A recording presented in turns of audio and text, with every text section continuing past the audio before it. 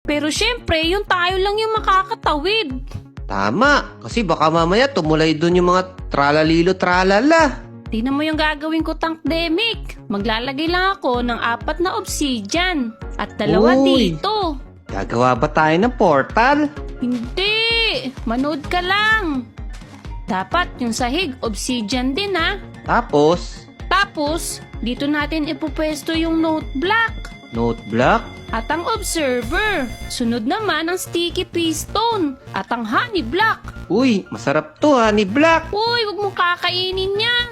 Dito naman sa kabila. Yan. Tapos, gagayain lang natin dito sa kabila. O sige, tutulungan na kita dyan. Sige. Tapos ito, dito lang ang note block. Okay na yan. Wow! Anong klaseng tulay yan? Putol! Haha!